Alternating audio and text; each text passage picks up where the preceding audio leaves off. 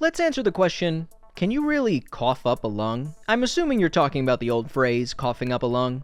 Luckily, no, it's not possible. The 2 cm diameter trachea is much too small for an 11 cm wide lung to pass through, but lots of heavy coughing could cause other types of damage. For instance, this type of coughing could result in blood in your lungs that you can cough up. It could also damage your throat tissue, leading to inflammation and possibly infection. The violent motions can also rupture your diaphragm, or the pressure can rupture blood vessels in your eyes, nose, or anus, and even crack your ribs. There have also been cases of lung herniation caused by severe coughing.